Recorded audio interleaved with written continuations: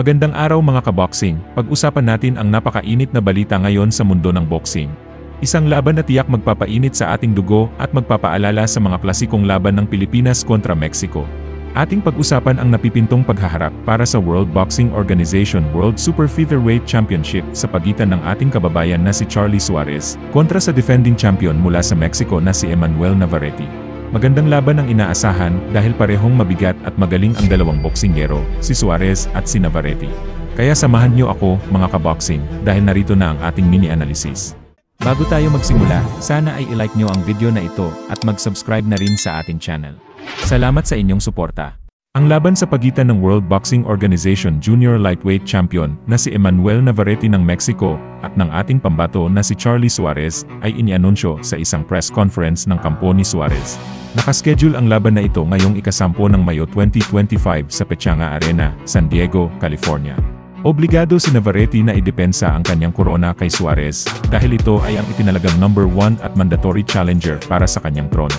Si Navarrete ay may kartadang 39 na panalo, 2 talo, at 32 sa mga panalong ito ay galing sa knockouts, isang napaka-formidable na record. Ito na ang kanyang ika-4 na pagdepensa ng World Boxing Organization Junior Lightweight title. Si Navarrete ay isang 3-division world champion, ibig sabihin naging kampiyon na siya sa 3 weight classes.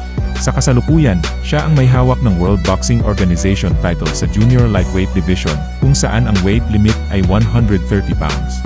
Kapansin-pansin sa tail of the tape ay ang edad ng ating kababayan. Si Charlie Suarez ay 36 years old na. Sa boxing, yan ay medyo pababa na ng prime kung tutuusin, pero huwag tayong magkakamali, si Suarez ay isang young 36. Una sa lahat, walang bisyo ang ating boksingero. Clean living siya at focus lamang sa boxing. Pangalawa, ang edad niyang iyan ay may kasamang napaka-extensive na amateur career. Lumaban siya sa Olympics, at nakasagupa pa nga niya noon si Vasily Lomachenko ng Ukraine, ang dating pound-for-pound great.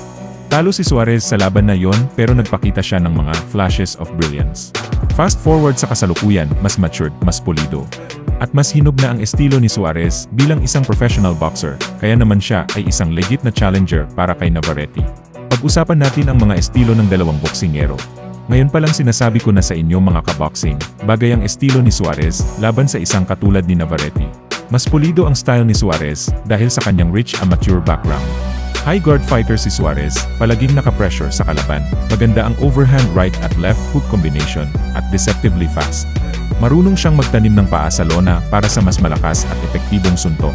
Samantalang si Navarrete naman ay kilala sa kanyang napaka-unorthodox na estilo, halos walang footwork. Parang nadadapa sa bawat atake, hindi gumagamit ng jab kahit mahaba ang reach, at ang mga suntok ay galing pa sa labas kaya madaling i-predict. Telegraph ang mga suntok niya, perfect para sa mga counterpunch. Pero kahit maraming flaws, epektibo pa rin si Navarrete dahil una, matibay siya, hindi basta bumibigay.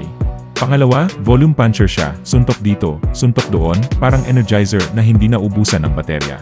May magandang uppercut at body shot din si Navarrete, kaya kailangang huwag siyang bigyan ng space ni Suarez.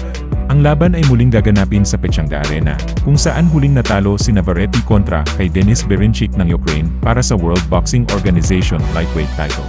Ang estilo ni Berinchik ay dapat gayahin ni Suarez, tuloy-tuloy na pressure, pasok ng pasok, at hindi binibigyan ng space si Navarrete para makabuelo sa kanyang mahahabang suntok. Maganda rin ang counter shots ni Berinchik, kaya sana ay yun din ang maging battle plan ni Suarez.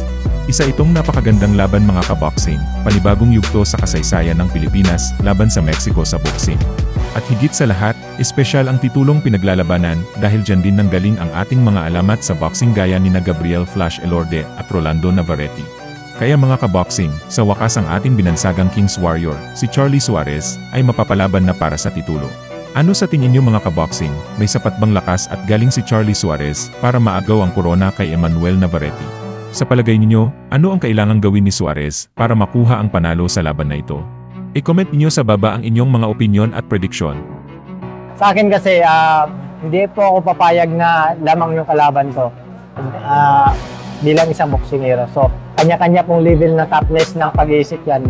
Pero sa akin, kasi chance na ito, opportunity nito sa akin, sabi nila mayabang ko, pero sa akin, hindi ako papayag na hindi ko talaga manalo kasi maaaring hindi na yan ito may balik yung world title fight sa akin. So, gawin ko yung best ko and God will do the rest.